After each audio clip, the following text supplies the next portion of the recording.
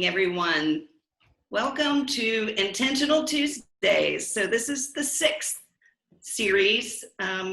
session in our series that was born out of the conference. And so many of you were able to attend the conference, but maybe didn't get to every session that you wanted to attend.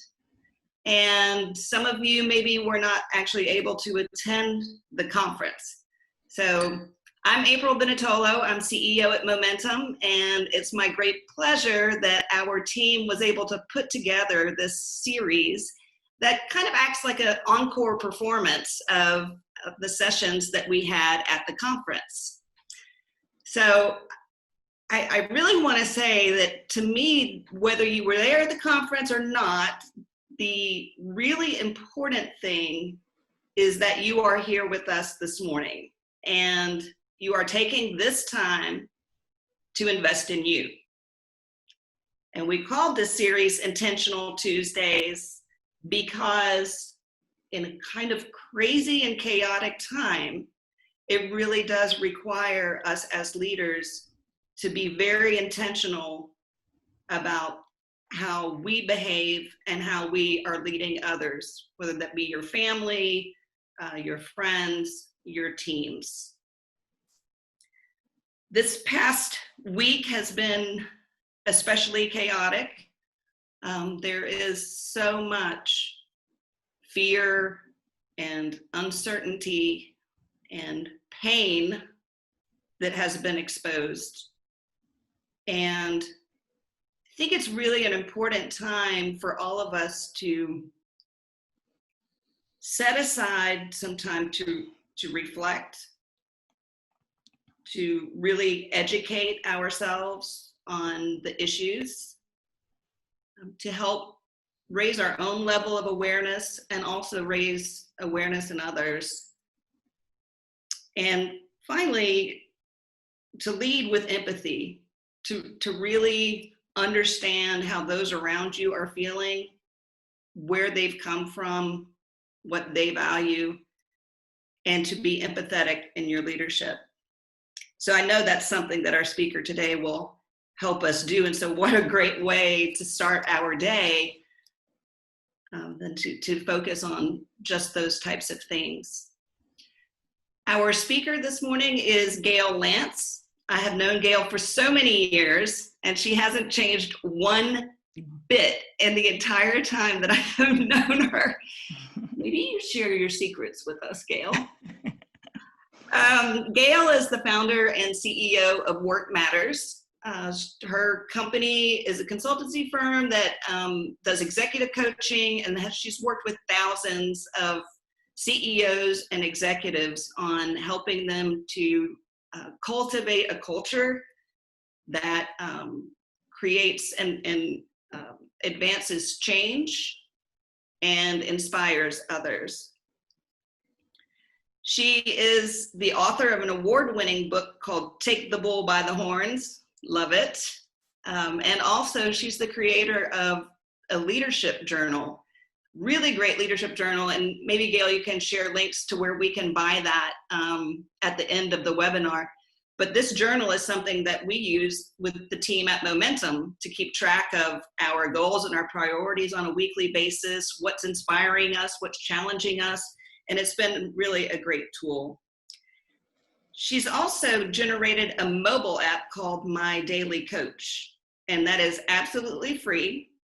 It's just a daily coaching tip, and you can find that in the App Store and download that. You'll search My Daily Coach, Gayle Lantz, and you'll find that and be able to download it. So Gayle, thank you so much for being with us this morning. Well, thanks for having me back.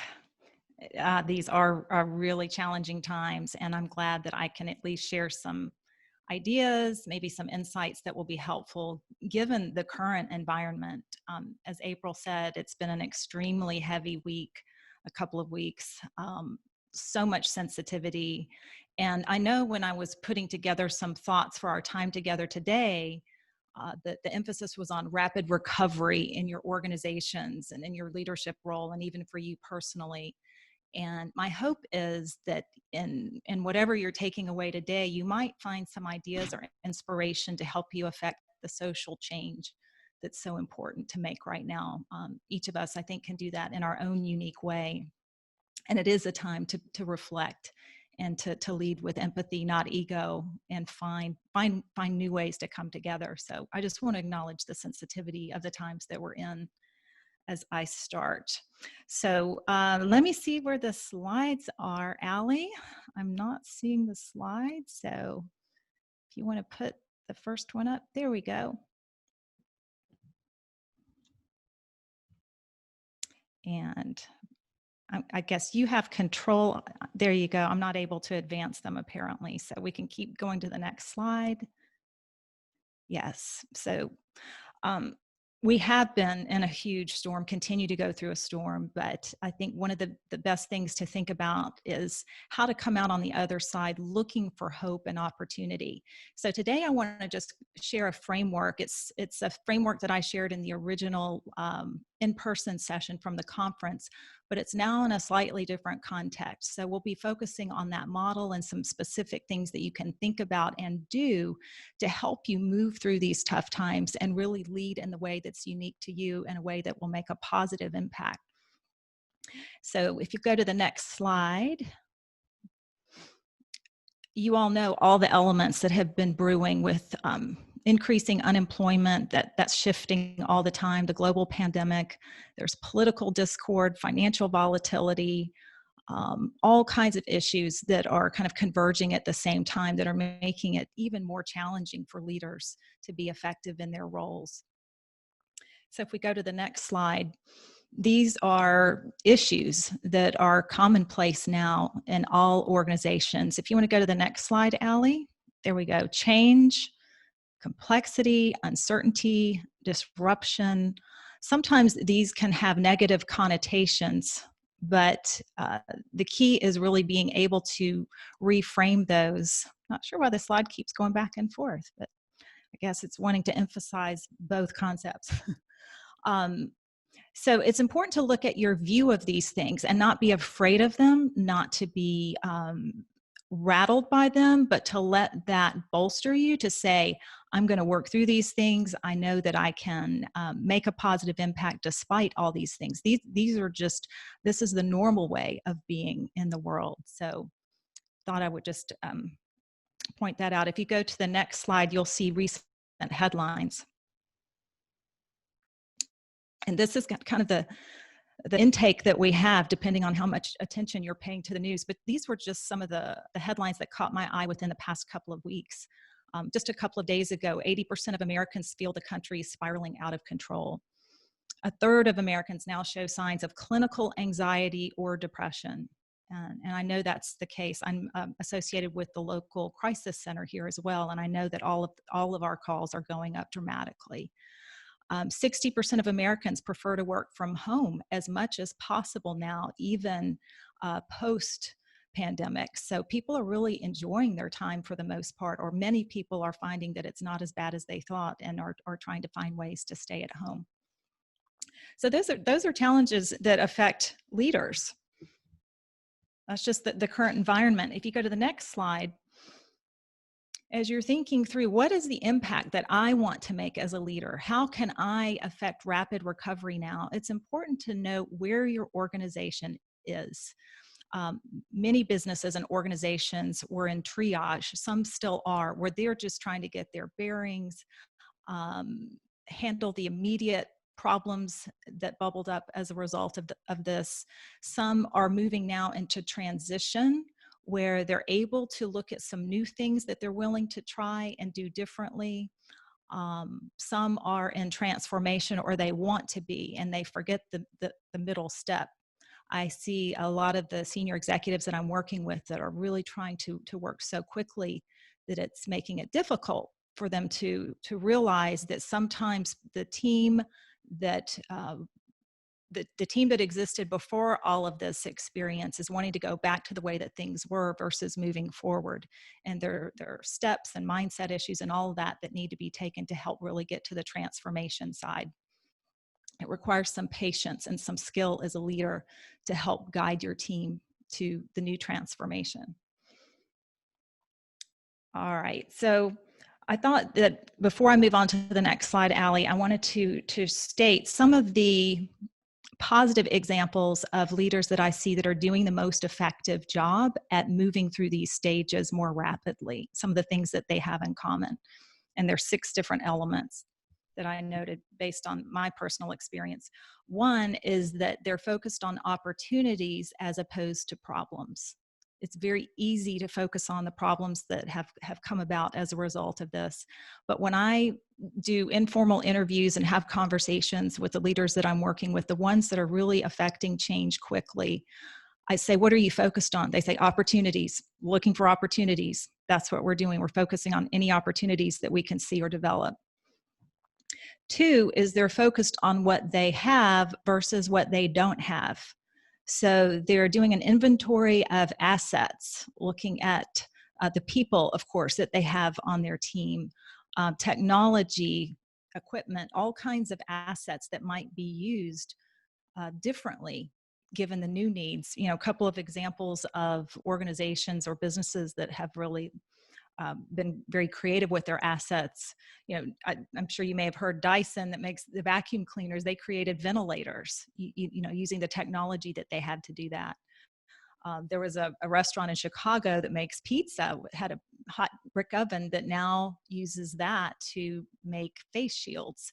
So you can see where businesses are making some radical shifts in what they're designing and developing and the value that they're creating. So those are just a couple of examples that stood out to me. Number 3 is that these leaders are looking at being anticipatory versus simply agility. It's easy to say, yes, we need to be reactive and adapt quickly to things as they're changing. It's another thing to keep an eye on the future and to try to anticipate what's coming next.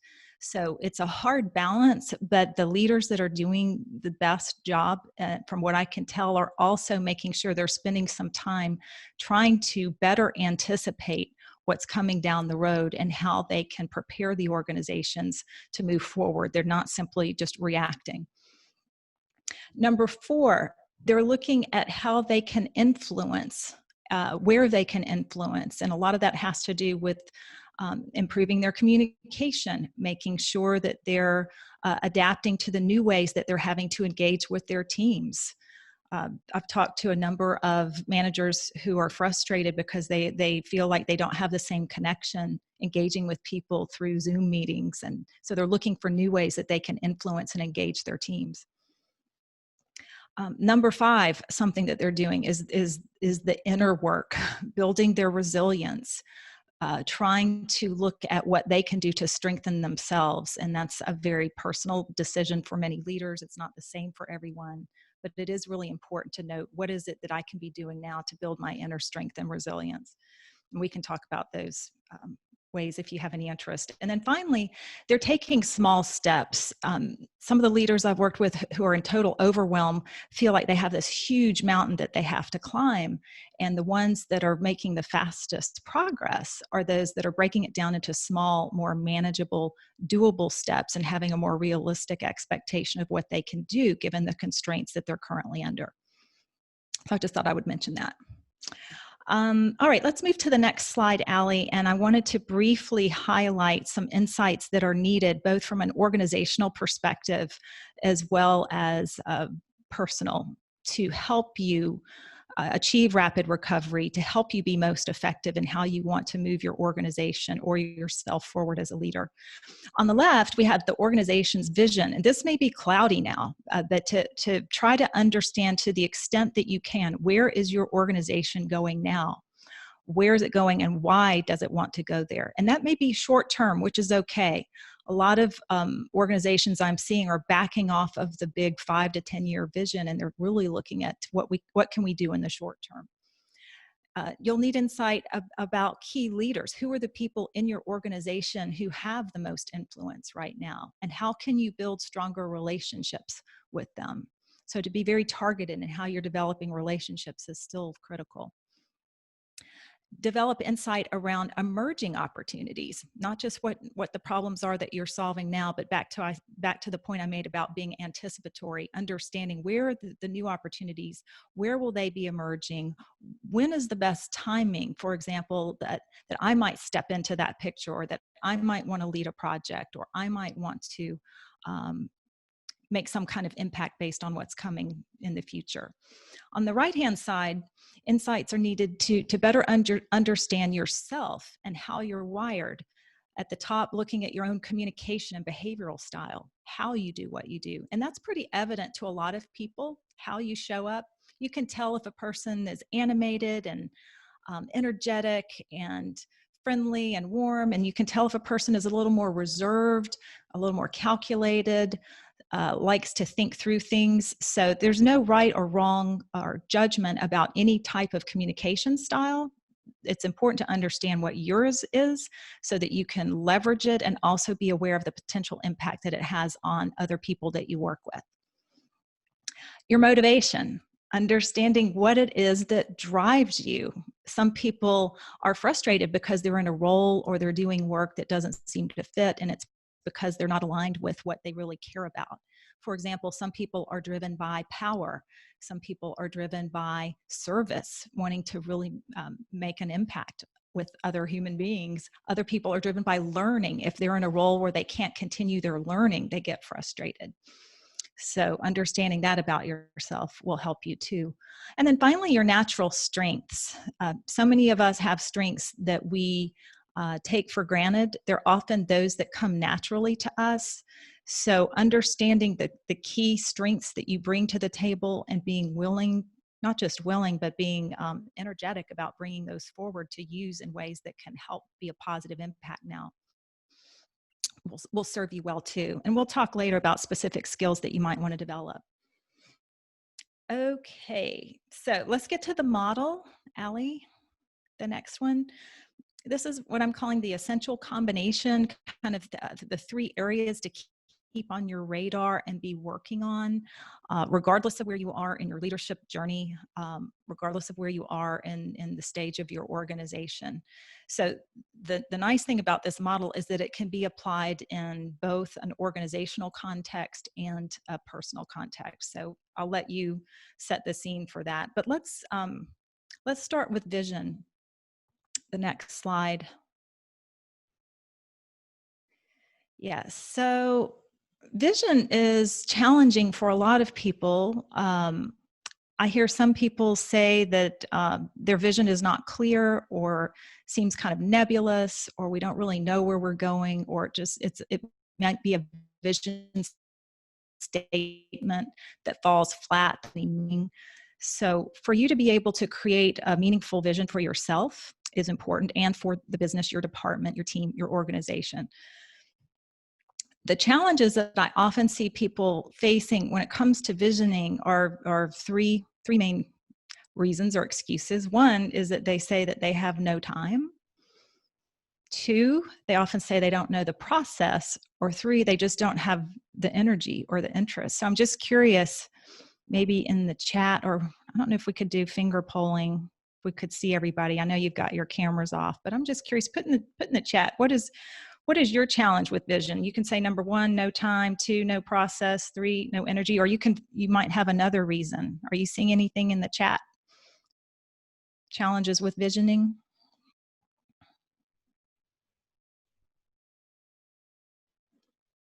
Any responses?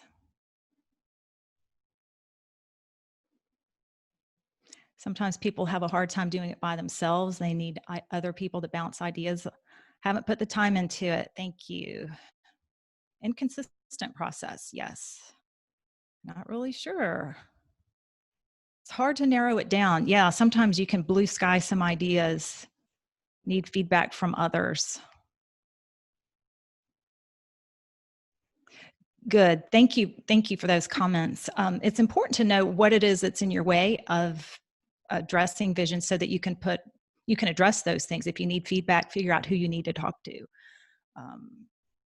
If you're not clear, if you have so many ideas, think about, well, how can I whittle that down? What are my priorities? How can I filter that? If you go to the next slide, this is often, you know, how we feel. We've been going so busy, going round and round in circles, and recently we've all been flung off into the bushes, kind of in our own time out. So I'm hoping that you can find some time during these challenging times to really be more thoughtful about what you want the future to look like and how you can begin stepping into a new kind of future for yourself. So again, there's nothing but opportunity, and it's actually energizing to shift your focus to what could be new and possible. So I encourage you to spend some time on clarifying your vision, or recreating a vision that motivates you. Now let's look at skill set. So this one I mentioned, there's so many different skills that we have that we take for granted. Some of the most common ones that are important in senior executive roles, if you'll go to the next one, I can show you that this is what CEOs said that they're looking for. If you had to boil it down to the top 5, problem solving was at the top. This ranks in order of importance. I want to say this was from maybe a couple of years ago. It may have shifted a little bit now, but problem solving is critical. Being adaptable, of course, leadership skills, creativity, and innovation. I would say that that's probably one that's needed now more than ever as well. Also, emotional intelligence. Having empathy, being able to understand yourself and others. Those are some of the skills that can set you up for success in your senior executive role. There are other skills that you might want to think about putting on your radar during this time.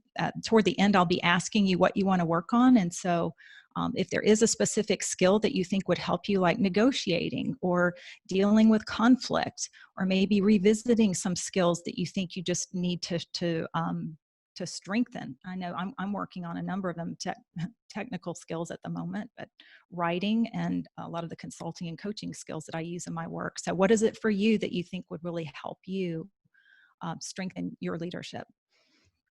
Let's move on to the third area here, mindset, which is a huge area to focus on. So important right now. And before I get into mindset, I thought we could launch a quick poll. When many of you are now having to work from home, or we were all working remotely when we were told to do that a few weeks ago. And I was curious to know if we can see that. What was your response, kind of your knee-jerk response when you were told, hey, you've got to work from home?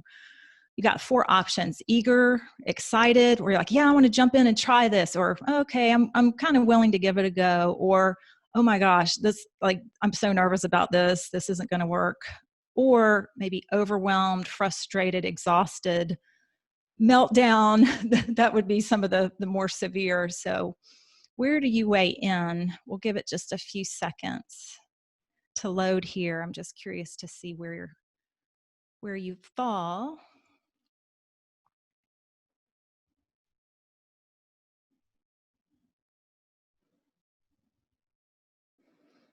Good.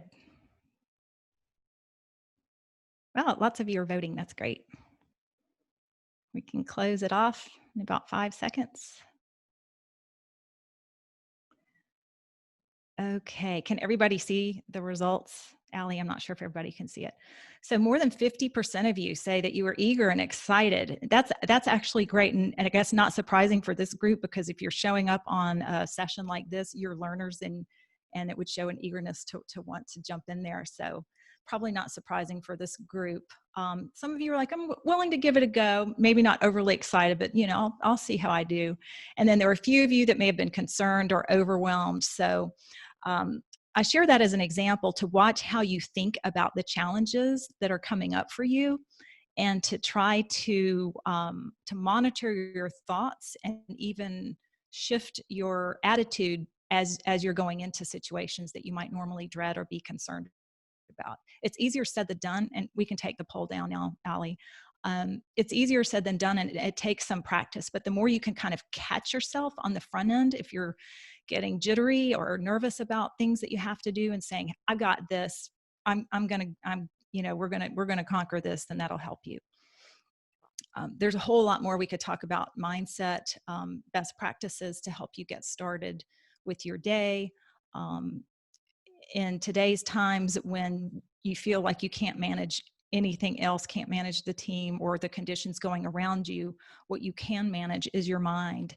And it's something that I work on a lot, to continue to work on, especially through these challenges. But deciding if that's something that is maybe neglected a bit and needs to be more emphasized can help strengthen you through these times. So I also, on the next slide, speaking of being strong in your mindset, I shared this example in the conference, and I'll share it again, this little story about, I was in a workshop in a learning environment. The instructor had us break into groups of 3, and we were told to walk around the room in our groups of 3, and the person in the middle had to talk about something that they cared about a lot, that they had a strong opinion about, and the other 2 people on each side were to talk about reasons it wouldn't work, or to throw out criticism or judgment or whatever the negative vibe was. I was the person in the middle in our group. And so I remember walking around the room talking about the issue that I cared about at the time. I think it had something to do with taking charge of your career. While hearing all these voices on each side getting into my head, telling me why it wasn't work, why that was a crazy thought, really discouraging me. And it was great practice for the reality that I've had to face since then, and many of us do. But this is just another great reminder of the importance of being able to have something that you feel so strongly about that you're willing to speak up about it regardless of what's going on around you, and to be so solid about who you are and your mindset and the impact that you want to make, so that you can lessen the noise around you, which is a lot that's happening now in our external environment. But a lot of times those voices are going on because we're making them up in our own heads. So if you're a person who tends to really have a lot of negative self-talk, think about ways to increase the volume of what you really care about, and not be your own worst enemy. Sometimes there's so much self-sabotage that is happening with leaders who are doubting themselves, or being too down or critical of themselves. All right, so getting on to the next slide, the growth path. I'd just like to share that because this is a growth path for business, for career leadership. We're all, think about when you first started your career and you were learning something new, and then you got acclimated in your role.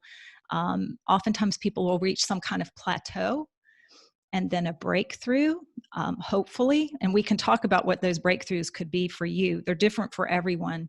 And then that puts you back in a state of new learning. So you've got to be willing to get to that point where you break through, where you can unlock that thing that's in your way. It might be having a that can help you get to a different place. It might be engaging your team differently. It might be moving in a new direction. That could be a breakthrough for you. It might be meeting some new people who can give you some ideas or just expand your network. It might be a new project that you want to create. So each of you probably has a different breakthrough point depending on where you are. I just encourage you to break through it quickly so that you can continue to get on to the next learning. It's all learning, all learning. Everything that we do as leaders is a constant learning journey. So the more quickly you can accept that, the easier it will be for you to create that rapid recovery and move through the changes in a positive way. All right, so next slide, I think, is just calling, that's making your leap. That's the breakthrough. That's the commitment I want you to be thinking about, is what is the leap that you want to make? It doesn't have to be something huge. It might be something really small that just feels a little uneasy to you. As I mentioned in the main session, this woman looks like she could actually drop into the water there, and that's fine too, because sometimes when we make leaps, we fall and we get back up. So don't let that discourage you. Just be willing to make the leap that you need to make based on your instincts and what you feel called to do next. All right, so what will you work on? There's a poll. I'd love to hear of the 3 areas that I touched on. If you want to put a stronger priority on vision or mindset or skill set, whoop, that's the old poll. So There should be a different poll, Allie. Poll number 2. Maybe we can end this poll. Second question that you can see there. It's not There. Can you see it? Question. I cannot see it. So anyway, the poll was just to ask what you wanted your focus to be if you had to pick one area to do some intentional work around. So, and I'm not sure why that poll Sorry. is showing. That's okay.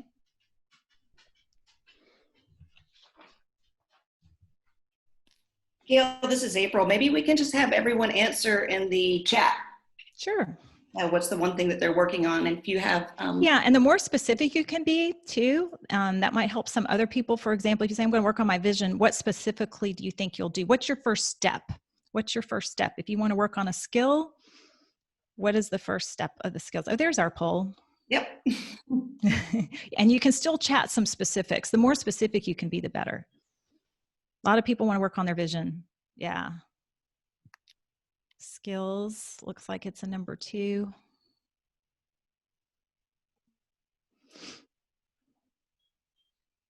So I think this pattern was somewhat similar to the original poll that I asked informally at the conference. But overall, it looks like many of you want to work on your vision. So that's awesome. Followed by mindset and then skills. So for those of you that aren't focused on skills, I'm wondering if that's because you think that you have it, that you're good to go for now or don't need to master anything else, or if it's maybe it's just the vision. You want to figure out where you want to go first and then build skills to achieve that. So good. That's helpful to me to know kind of what it is that you want to work on as I develop more resources for people that want to do visioning. All right, we could end that poll there.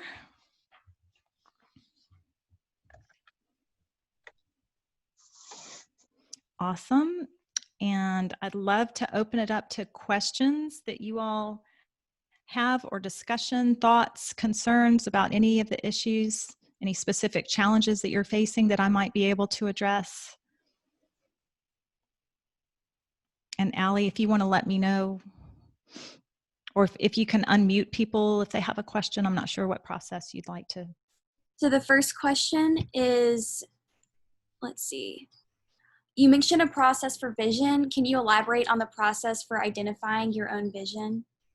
Yeah, there are a lot of techniques and tools and resources. One is to reflect back on the best experiences that you've had in your past as a starting point to try to look at patterns and themes, the common thread, so that you can continue that into the future. So that can be one method to start with. Another approach is to think back around some of your childhood dreams, like the ideas that you thought were crazy that you really had dismissed, to see what are those elements or what's in that might be informing a vision. And I'm not sure if this is a personal vision question or organizational. Organizational is a little bit different, although it's still similar in trying to look back at what the strengths are in the organization, the standout experiences, so that you can create more of that going forward. The emphasis more on, I'd say, in organizational visioning is a little bit more on problem solving. Like, what is the problem that you're trying to solve, and what would be the aspiration for you to have oriented around that kind of problem? So it can be a little bit different. But the main thing about visioning is allowing yourself to generate ideas without judgment and really opening it up big so that you're not limiting yourself. I hope that's helpful. Yes. Our next question is, how do you shift your mindset? How do you shift your mindset? There are so many different ways. It takes practice. One is, like I mentioned, I'm assuming shifting from maybe negative to positive, or fearful to brave or courageous. Don't know what the shift is. But the key is catching yourself, like I said, when you're in that moment where you feel fear or resistance or negative energy, and you decide what you'll put in place of that. So that can be one kind of approach, is is trying to look at limiting beliefs and then shifting to more empowering beliefs. Other approaches can be meditation, where you literally try to quiet your mind and stop the chatter, and have no judgment about what your thoughts are, so that you can begin to build more kind of strength and stability in your mindset that way. I love having reminders around me visually, so that helps me with my minds. I've got stickies. You can't see all around here, thank goodness, but I have stickies everywhere, on the mirror, in the car, that I switch up. If I hear something inspiring that I like from somebody, I'll just jot it down, because I want that to kind of get into my system. So that's another way to shift your mindset. Another way is to deliberately be around other people who are strong in their mindset, who are positive, encouraging, so that that can also, just being in their presence can help you shift your mindset. I know that if you've been around people who are negative or gossipy, it's easy to kind of get sucked into that negative spiral. So be careful about who you spend your time around and what you allow yourself to be influenced by. Protect your mindset, strengthen your mindset. Some people have made good comments about being intentional with your actions. So how can you make sure that you follow through with your vision and your mindset? Following through, I guess maybe developing more accountability can be talking it out loud with, if in your organization, with your team, of course, or if you're talking about a personal vision and mindset, to be able to talk to people in your circle that you trust, friends, family members, spouse, partner, so that you can, I talk regularly to friends to say, here's my intention, or here's something I want to work on. A lot of times they'll say, when, Gayle, when are you going to make that happen? So the more you can kind of attach dates to things within reason, like if you say, if I want to start this new project, put a date on the calendar, talk to your friends, make that commitment, and let them help you make that happen. So that's one reason, that's one way to follow through. I would also pay attention to reasons why you're not following through, which could be an indication that perhaps you haven't set the right goal, or you need to rethink what you're challenging yourself to do. I always think resistance is such a huge indicator. So don't force yourself towards something that is not really in your heart to do, especially if it's a personal vision. Be willing to adjust it.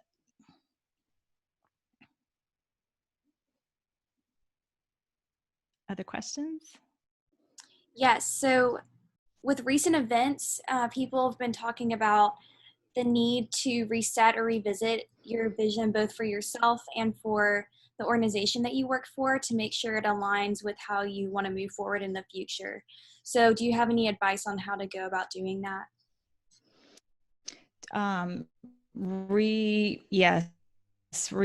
of resetting or shifting the vision. I like doing a reset and feeling not locked into what you wanted to do before, but to say, in light of current events or what we're experiencing now, what are we learning? What are some new ideas that we should consider? The key in visioning is getting good ideas out on the table and not jumping to conclusions quickly. So to allow some time for some ideas to kind of be shared among your team, among others in the organization, so that you can say, this has been a hard hit for everyone. So to have kind of a knee-jerk reaction about, oh, here's our new vision, here's where we need to go. Be patient and get some ideas on the table so that you can sort through them and have higher quality ideas that can help guide you in a new direction. Make sure that it is aligned with your values and what you care about. Always check back and kind of say, see, is this syncing up with what I know that I care about now? And if not, where do we need to make some tweaks or adjustments? What do you do if you're stuck figuring out what goals you want to move toward? First of all, is don't say that. Don't say I'm stuck.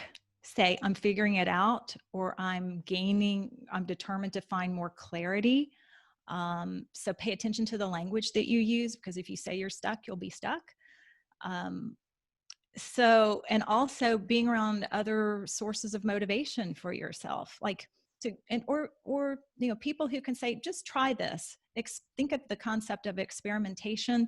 Sometimes if you're stuck, you're making a much bigger deal out of something than it really needs to be. And to give yourself permission just to try out something and say, okay, I'm going to try this for a month or 3 months or 6 months, whatever. I'm going to try this out and I'm going to learn from it. And then I'll figure out what I need to do next. So don't make something too big that doesn't need to be. Stay in motion. Trust that even if you make a decision, it's not necessarily a bad decision. You'll just make another decision after that. So sometimes people feel a stuckness when they feel like they're having to make a right or wrong. And so understand that you can be at peace knowing that you're making the best decision that just makes sense for you now. I think that's all we have for questions. Thank you for your advice. Good. Well, I'm happy to share. Like I said, I wasn't sure what was on the minds and hearts of people today, but could only imagine. If you can go to the next slide, I just want to end with the confidence about your ability, our ability to stay calm and move forward in ways that will make an impact in our own unique ways. It's important to visualize something like this because we see so much of the storm. So to keep a picture or an image or thought or feeling that has to do with moving on is such a centering thing to do. So only you know what that is, but that's one of the reasons that I included this image. And the next image is getting a higher level view.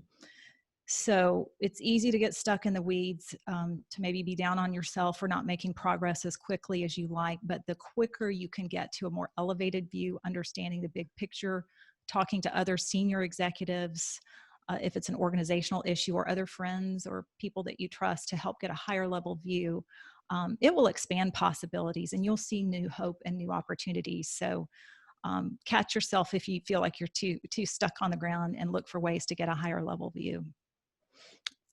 A new horizon to move toward.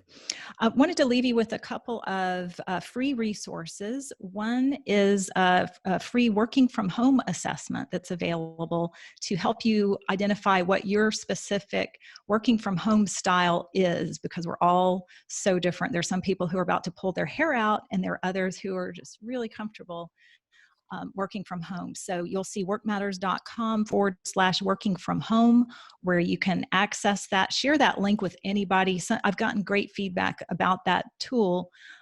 You get the results instantly. It'll take you about 10 or 15 minutes. So that might help you gain some insight about your personal style. And then also for those of you that wanted some prompting questions on the areas of visioning, mindset, and skills, look at workmatters.com/momentum. And just let us know that you're interested in getting a little download. I just put together, it's a one-pager. Let's see, looks like this with just a few, try to get that from the camera, just a few questions for those of you that need a little more prompting to help you think through some of these issues. So I hope both of those resources will be helpful. Stay positive, everyone. I know it's hard. Stay strong. The fact that you're even here learning is a great sign. So if I can be of help in any way, I'd love to speak with you, continue the conversation. So feel free to reach out anytime. Thank you so much, Gayle, for being here this morning. And to everyone, I encourage you to take Gayle up on her offer. She is so generous with her time. All of our session speakers during Intentional Tuesdays have volunteered their time, which has allowed us to make this series free for you to attend. So we also want to thank our corporate sponsors, who are all listed on our website, who have done just a wonderful job supporting us throughout the year. And without all of this great collaboration, we just wouldn't have the possibility to do this series. And we've gotten such great feedback. So Gayle, thank you for being here this morning. Thank you. Thank you so much. Yeah, and especially thank you for all the additional resources.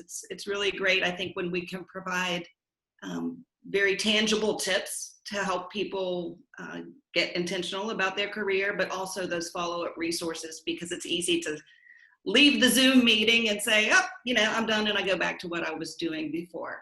So right. I encourage you to use those resources that Gayle has provided, and of course to connect with her on LinkedIn. Allie, do you have the slide with the next series? So I wanted to mention next Tuesday, we will have Delphine Carter, who is presenting on professional achievement without compromise. Delphine is somebody that I have known personally for a long time. We worked together at Daxco, and subsequently she went to work at Shipt and has now started her own business called Bulo Solutions. And Bulo Solutions is focused on finding ways for women who are mothers to combine spending more time with their family and also balance that with their career through contract engagements with companies. So it's a really interesting approach. And she has a lot of insights, not only for those women who fall into that category, but also for most women in general who are having a hard time balancing that idea of how do I focus on my career and also take care of my other obligations, whether that be with children or aging parents, or maybe a sibling that's ill that you're helping to care for. So there's so many situations that compete for our time with our career. And so Delphine's going to speak to that and speak to some solutions. So I look forward to seeing you all here next week at 10 a.m. And we're going to leave the chat open. So if you've got feedback for us and would like to maybe hear some other topics, please leave those ideas in the chat room. And we welcome your feedback. We want to hear from you. Thank you, and thank you for being here. And we invite you to join the Momentum website and take a look at some of the other events that are coming up, as well as support Momentum. If you feel inclined to do so, we would welcome any donation that would help us through this difficult time. Thank you, everyone, and we will